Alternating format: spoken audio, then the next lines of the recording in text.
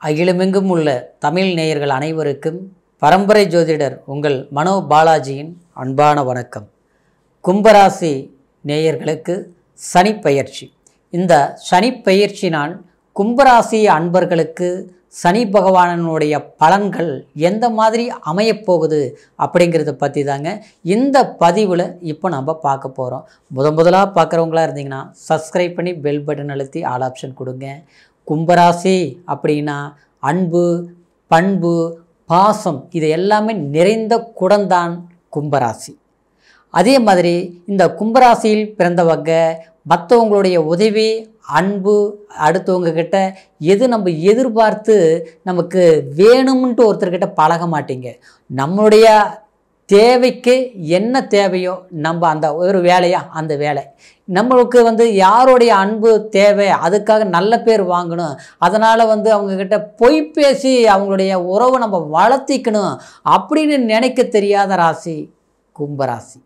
ஆனால் கடுமையான உழைப்பு, விடாமுயற்சி, தன்னம்பிக்கை இதெல்லாமே கும்பராசிக்கு தான் ரொம்ப சொந்தம் சொல்லாங்க.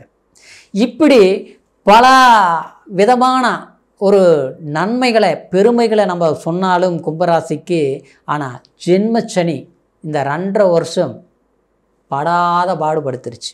இதுக்கு முன்னால் பார்த்தோம்னா விரயச்சனி. இந்த 5 வருஷமும் பார்த்தோம்னா நம்மளுடைய வாழ்க்கையில் சம்பாரிச்சதை விட செலவு பண்ணினது ஜாஸ்தி, சந்தோஷமாக இருந்ததை விட மன கஷ்டப்பட்டது ஜாஸ்தி. நாம் சம்பாரித்து நாம் அனுபவிச்சதை விட நம்மளால் மற்றவங்க அனுபவிச்சது ஏமாந்தது அதிகம். இப்படித்தான் சொல்லிட்டு போகலாம்.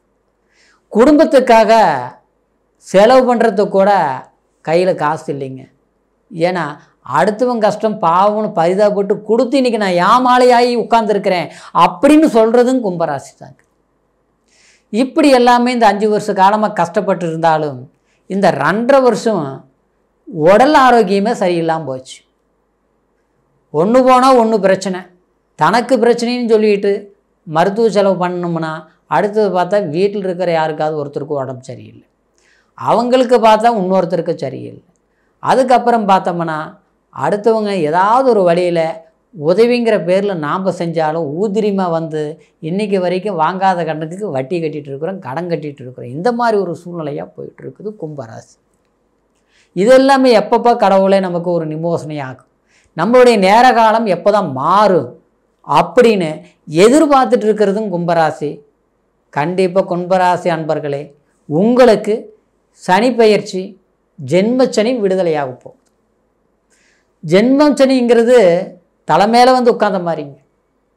எது செய்யலாம்னாலும் செய்ய முடிய மாட்டேங்குது, ஒரு இடத்துக்கு போகலாம்னாலும் போக முடிய மாட்டேங்குது, ஒரு நல்ல வேலையில் இருந்தாலும் அந்த வேலையில் அடுத்தவங்களால பிரச்சனை வருது, உண்மையாக இருந்தாலும் அடுத்தவன் பொய்யாக பேசுகிறான், தப்பாக பண்ணுறாங்க, அவங்களுக்கு கிடைக்கிறது நல்ல பேர்.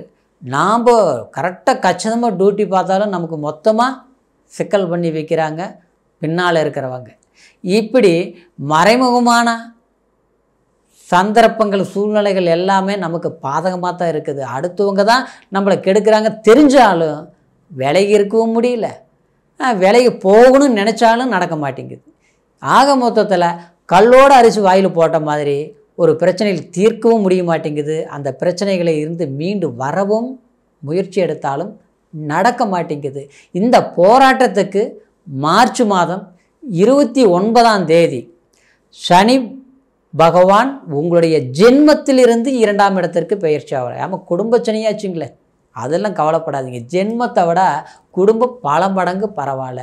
அதாவது அந்த சனி உங்களுக்கு ஜென்ம சனியாக இருக்கிற போது நாம் ஒன்று எந்திரிக்கணும்னு நினச்சா கூட எந்திரிச்சு டக்கு நினச்ச நேரத்துக்கு போக முடியும். வண்டி வாகனம் சரியில்லை, போக்குவரத்தில் கூட சில பிரச்சனைகள் சந்திச்சிருப்பீங்க, சரிங்களா? சொந்த பந்தத்துக்குள்ளே கூட பார்த்துட்டோம்னா எவ்வளோதான் நீங்கள் விட்டு கொடுத்து வாழ்ந்திருந்தாலும் அந்த இடத்துல நல்ல பேர் எடுக்க முடியல. நல்ல பேர் வேண்டாம், கெட்ட பேர் இல்லாமல் இருந்த போதுமே, செய்யாத ஒரு விஷயம் கூட செஞ்சுன்னு பழி வந்திருக்கும், புரியுதுங்களா? இப்படி இந்த மாதிரி ஒரு நல்ல விஷயங்கள் எல்லாமே நமக்கு கை கேட்டுது, ஆனால் வாய் கேட்டல. நடந்துரும் நம்புகிறோம், ஆனால் நடக்க மாட்டேங்குது. ஜென்மச்சனி தான் அதுக்கு காரணம் ஆச்சுங்களா? அப்போது 2ஆம் இடத்துக்கு சனி பெயர்ச்சி ஆகும்போது புரியுங்களா? அப்போது சுப விரயங்கள் நீங்கள் பண்ணலாம். வண்டி வாங்க வேண்டாம், கண்டிப்பாக வேண்டாம். இதுக்கு முன்னால் வாங்கியிருந்தாலும் சரியில்லை. அதே மாதிரி கார் வாங்கிறது, கூட்டு தொழில் பண்ணுறது, இதெல்லாமே நீங்கள் பண்ணவே வேண்டாம். சரிங்களா? அந்த மாதிரி பண்ணும்போது அதில் பிரச்சனைகள் உருவாகும். ஆடம்பரம் வெளிப்படுத்துறது வேண்டாம். சரிங்களா? தொழில் முதலீடு போடலாம். முதலீடுனா எப்படி? அதாவது நமக்கு ஒரு பிஸ்னஸ் பண்ணிகிட்ருக்குறோம், முதல்லலாம் போட்டு சரியில்லை, எல்லாம் லாஸ் ஆகி போச்சு.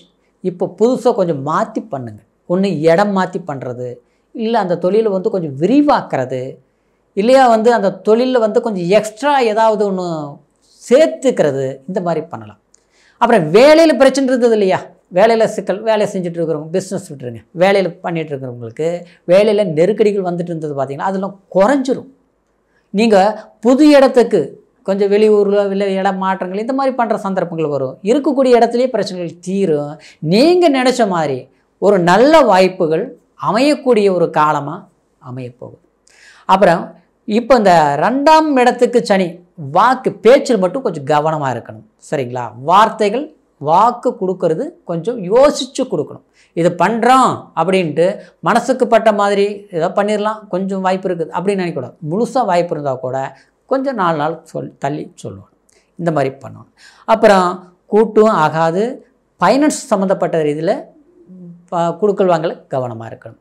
ஆன்லைன் வர்த்தகம் சம்மந்தப்பட்ட ரீதியில் ஆச்சுங்களா, முகம் தெரியாத நபர்களால் சில பிஸ்னஸ் பண்ணிகிட்டு இருப்போம் இல்லையா, அந்த மாதிரி விஷயத்தில் கொஞ்சம் கவனமாக இருக்கிறது ரொம்ப சிறப்பு. சரிங்களா?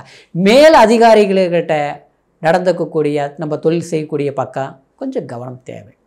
அப்புறம் ட்ரான்ஸ்ஃபர் எதிர்பார்க்கலாம், கண்டிப்பாக கிடைக்கும்.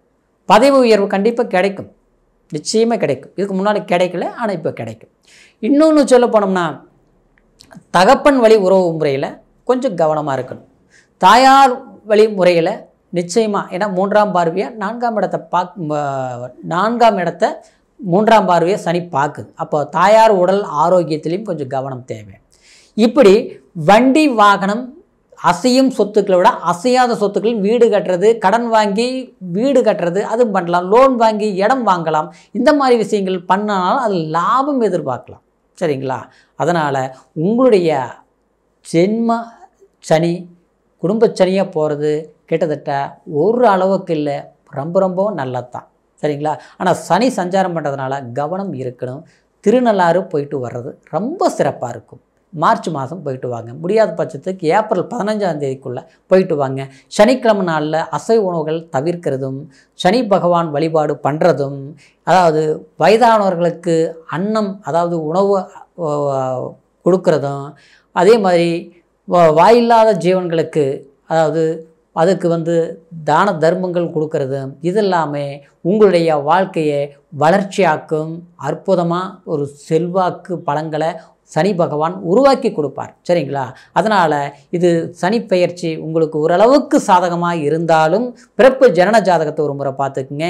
ஏன்னா அதில் தான் உங்களுடைய தசா புத்தி, உங்களோட ஜாதகத்தில் லக்னத்துக்கு எத்தனாம் பாவகத்தில் சனி சஞ்சாரம் பண்ணார் பிறப்பில் அப்படிங்கிறத தெரிஞ்சுக்க முடியும். அதனால் உங்களுடைய ஜாதகத்தை நம்மக்கிட்ட பார்க்கணுன்னு நீங்கள் விரும்புனீங்கன்னா கீழே இருக்கிற நம்பருக்கு ஃபோன் பண்ணி date of birth, time, place இது 3ஐயும் தெரியப்படுத்தி உங்களுடைய பலன்களை முழுமையாக தெரிஞ்சுக்கிட்டு இனி வரக்கூடிய காலம் சாதகமாக அமையணுங்கிற வாழ்த்துக்களோட மீண்டும் அடுத்த பதிவில் சந்திக்கிற வரைக்கும் நன்றி, வணக்கம்.